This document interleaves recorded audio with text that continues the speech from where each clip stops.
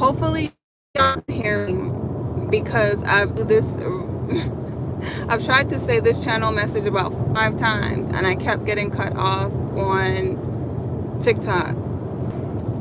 This storyline is connected to the Queen of Swords, and that's gonna be on the homepage a little bit later because I'm uploading them while I'm driving. So this video will make sense after you guys watch those storylines. But this is like a continuation of it because I'm getting her story and I'm getting the channel messages. So hopefully y'all could hear me and this video doesn't really break up a lot because my service. Okay, I'm going the right way. So with the Queen of Swords, it's the twin flame energy that I'm reading, right? And we got the King of Swords and the Queen of Swords, but the Queen of Swords side of things is coming out. We've been hearing the King of Swords, how he felt about it. Now I carry 2 different King of Swords in the collective that I read for twin flames and counterparts, but typically I read on the counterpart energy for the King of Swords, and there's 2 versions of it. But both of these masculines are connected to a Queen of Wands. They both want her, but they both have different versions of, okay, I'm glad y'all could hear me.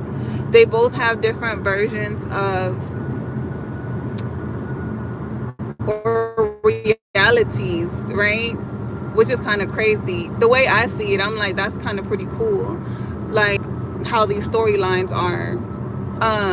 But you got one King of Swords who's married and you got the other King of Swords who's single. So okay, my phone had just like cut off. I'm telling you, they don't want me to get this damn storyline out. But I feel like I have to. Like I'm driving and trying to tell y'all. But anyways, we got 2 storylines. So the single one, right? He never got with his twin flame. It was a situationship. And then the married one, he's in a relationship with his twin flame. They have children together. They're married.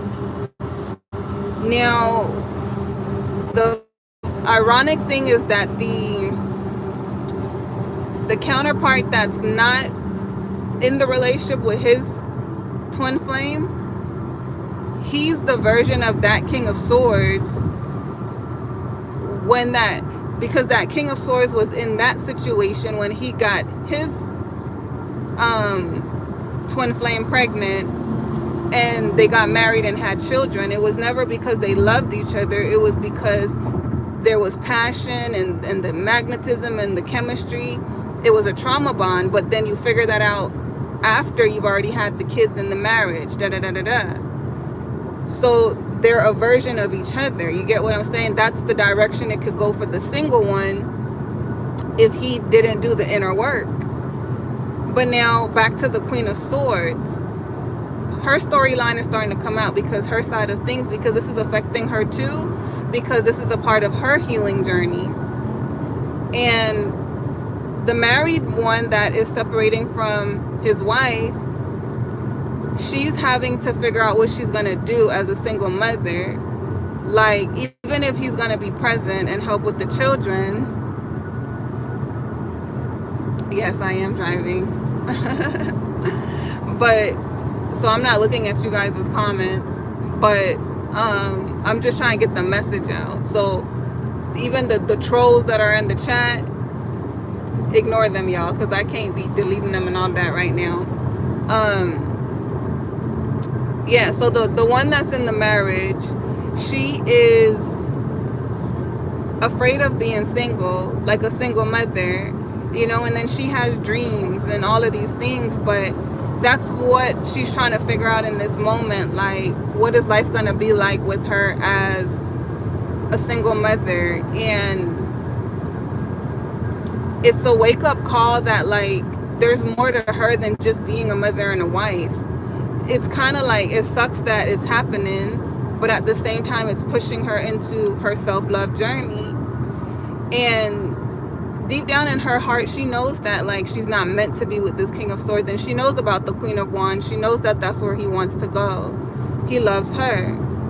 So the Queen of Wands is just kind of like, and she knows that the Queen of Wands is an Empress. So it's like, it's kind of inspiring her to better herself because of how the situation is. But it's also, she has to now go on her journey because there's a counterpart out there for her, right?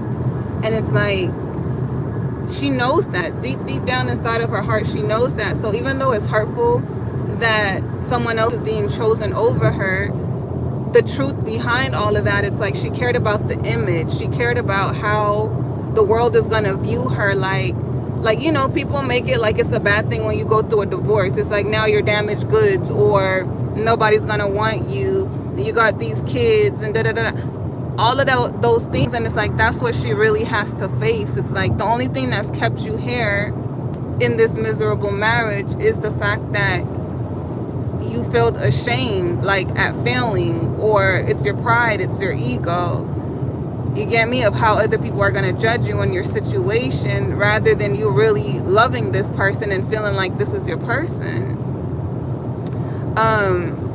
So that's what she's having to face, you get me? So her self-love journey is going to begin, and she's going to be happy as a result of it, but she's going to get through it.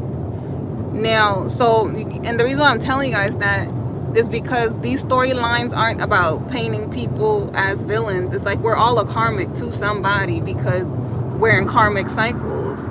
You get me? Like, I was a karmic when I was in my marriage. That Queen of Swords is me at one point where I was in the marriage with my ex-husband, right? Even though I might be a counterpart to her person.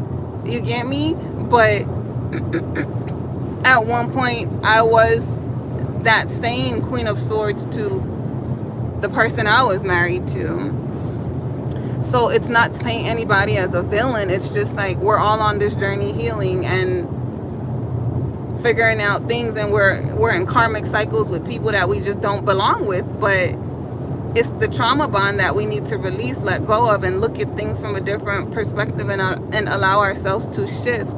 So she's gonna awaken just like her twin flame has awakened to what he truly wants. You get me? So it's not about the Queen of Wands winning and the Queen of Swords losing. It's about finding what's right for you, because at the end of the day, that Queen of Swords still has to choose who she wants. And there's nothing saying that she's going to choose the King of Swords, you get me, just because he wants to come back to her changed and healed. Now, the other storyline with the King of Swords that's single, his Queen of Swords, for some, it's not for everybody. She's pregnant, and he's not going to marry her though. He's going to still leave because he wants to go towards his counterpart. He's been healing and he's been waking up. But he's going to leave. And that Queen of Swords is sad about having to be a single mother. You get me? Because in this current moment, she has dreams that she wants to fulfill. She has her life. You get me? And she didn't imagine it going like this. It's the same thing she's dealing with the image of, this is not what I envisioned for my future. Like, I was supposed to be married. I was supposed to this. I was supposed to that. So there's a lot of self-acceptance that's happening within this dynamic with these two twin flames, of where they are, how their life is about to change, but knowing deep down inside that this is not the life that they wanted, you know? And it is going to be difficult, but at the same time, kids are a blessing, regardless of how they come. Sometimes they push you to grind harder, go harder, you get me? Like, because you don't have a choice. You're either going to become something or you're just going to give up. Most people don't want to give up. So they force themselves to become something. So the Queen of Swords, the single one, she knows about the Queen of Wands as well. And she knows that, so both of these Queen of Swords know about the Queen of Wands. And it's a situation where it's like they can't really be mad at her or hate on her. It just makes them reflect like where they are, because they feel like an upgrade from where they are. You get me? And it's the pride that's more hurt. It's not the Queen of Wands herself. It's the Queen of Wands ain't doing nothing. She didn't do nothing. You get me? She's not stealing nobody, man, nothing like that. It's just these men want to pursue her, and they see the Queen of Wands, and it's like, damn, like I can't even be mad at her. Like she's powerful, she's amazing, she's independent, and she's not worried about nothing. She's successful on her own. So it's like an inspiration. It's a trigger for them, but that trigger is really inspiring them to tap into their Empress energy, because they're Empresses too, and they're having to look at the situation from the standpoint of the masculines choosing the Queen of Wands doesn't define their worth. You get me? It doesn't make them less worthy. It's like these masculines desire a different type of energy for their life, but that doesn't mean that their energy isn't worthy. They just have to come into union with the other aspects of themselves. So both of these Queen of Swords are tapping into their heart space, because, you know, Queen of Swords, it's not to say that they don't feel. They do feel. They're just not emotional. So they're not as warm emotionally. They're more direct. They're going to tell you what's on their mind. So their words aren't always... Their words... It's like if somebody is just telling you the truth, a blunt truth directly. And it's just like... I'm passing by the police. As I put my phone down. If they telling you the blunt truth directly, they might not always be thinking about like how it's coming off, right? Because it's not emotional. It's like, this is the truth. They're telling you the truth, but the way they say it could hurt your feelings. Rather than a Queen of Cups is going to be really thoughtful about how their words are affecting you, how it sounds. So it's like these Queen of Swords is now tapping into their Queen of Cups, how they feeling more, and acknowledging their emotions, but also gaining that emotional intelligence and heightening their intuition in how to operate. So that's them going on their journey, right? And then tapping into the Queen of Wands and da-da-da-da-da-da. So it's a situation where it's hurtful, but at the end of the day, everybody is going to become better as a result of the pain, of the hurt, and then they're going to end up with the right people that are meant for them. So I don't know, I felt like that's the channel message that I got. And I felt like it was really beautiful how Spirit gave it to me, because again, it's like everybody is hurt. You get me? Like, it's not just the Queen of Swords and it's like, oh, it's the counterparts have been dealing with these karmic ass feminines that they were karmic too. You got to consider the fact that like they were there being karmic as well. So the masculines have just as much fault as the feminines. And it's like, it was a trauma bond. So they're both attacking each other from a wounded place. But with them both growing and becoming more enlightened, now they can really change and move in the direction that they're meant to be in. So it's kind of understandable why the King of Swords now, understanding the Queen of Swords perspective, they've been really slow to move towards the Queen of Wands, because they've been growing and they know that it's wrong, that you know, like they know that it would hurt her. And they're not trying to hurt anybody, but they also know that they need to follow their heart. So that's why we have the King of Cups coming out now, I did a message on the King of Cups too, is because they want to be happy, but not because they're using somebody to make them happy, because they finally figured out what their heart truly desires, and they want to do the right thing. They want to do the bold thing and be these divine masculines. So everybody's growing, and the King of Cups, he's gonna reach out to the Queen of Cups, to the Queen of Wands soon.